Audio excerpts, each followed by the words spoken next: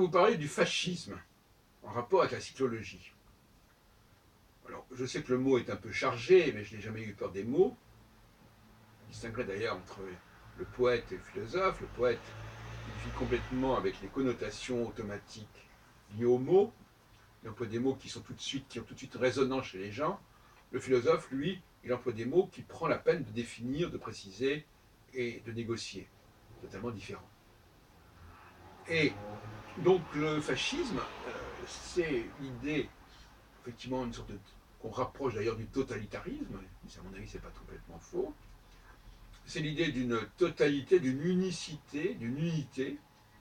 Et vous avez remarqué qu'actuellement, puisque nous sommes en période conjonctionnelle sur le plan de l'astrologie alpha-oméga, les gens n'ont plus, en tout cas à droite, on n'a rien d'autre à la bouche que l'unité.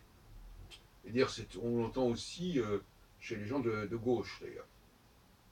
Rassembler, unité. Bon. Moi, je suis au contraire favorable, mais ça correspond plutôt à la phase oméga, à la phase de disjonction, à l'idée de diversité et de respect des diversités.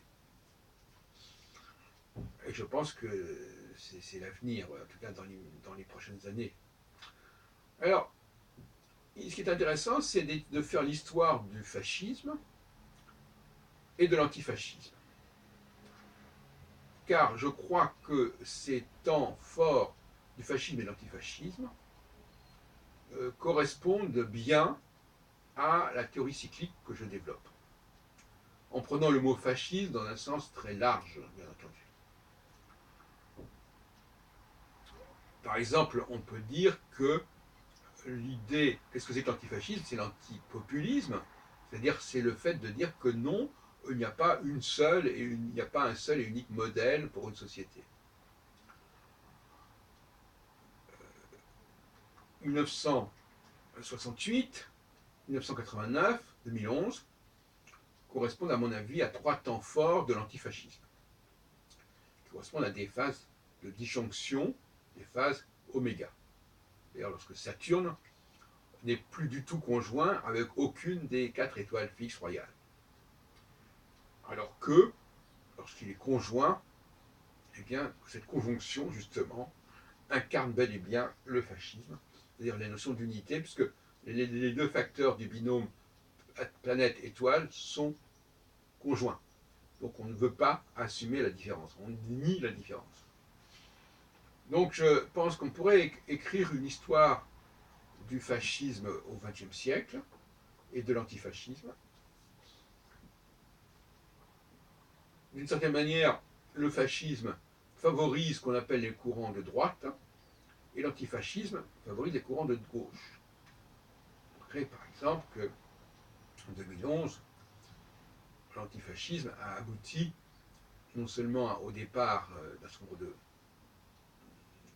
leaders du monde arabe, mais également au départ de Nicolas Sarkozy, qui n'a pas été autorisé, si on peut dire, à assumer un deuxième mandat, ce qui a laissé la place à François Hollande. François Hollande est un homme de gauche, et en cette période-là est favorable à la gauche. Voilà un exemple. Mais la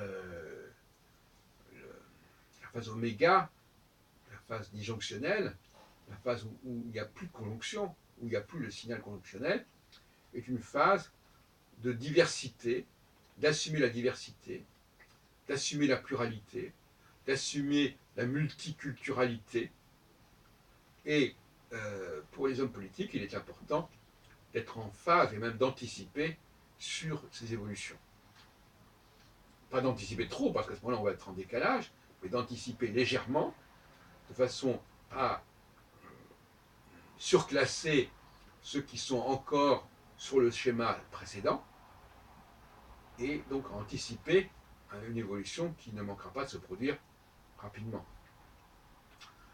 Donc, actuellement, nous sommes en train de quitter progressivement, et ça ne se fera que dans les 12 ou 18 mois qui viennent, nous quittons progressivement la phase fasciste, la phase conjonctionnelle, mais nous ne sommes pas encore là, d'où l'émergence d'un Trump, d'où l'émergence d'un François Fillon, qui sont encore marqués par la phase conjonctionnelle. Donc, comme je l'ai dit dans une précédente vidéo, il y a des périodes, la période conjonctionnelle doit être une période qui doit fonctionner sur la base de la droite. Il s'agira donc d'élire, de choisir entre plusieurs candidats de droite.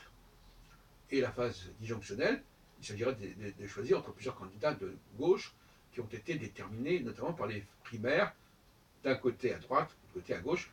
Mais ça n'a pas de sens de mettre en concurrence au même moment la gauche et la droite.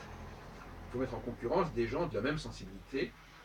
Par exemple, en l'occurrence, il est probable qu'on ait à voter entre le Front National et les Républicains. Et il ne faut pas en faire un drame. Il ne faut pas dramatiser cette situation. Ça, faut pas... Bon, 2002, effectivement, aurait été une phase de conjonction, une phase défavorable à l'antifascisme. Bon, voilà, c'est tout. Eh bien, il y a des périodes qui sont ainsi. Il ne s'agit pas de remettre en question quoi que ce soit de ce point de vue-là.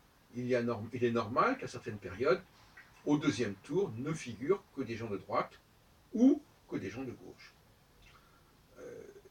En laissant bien sûr le choix entre deux candidats qui représentent des sensibilités de gauche différentes ou de droite différentes.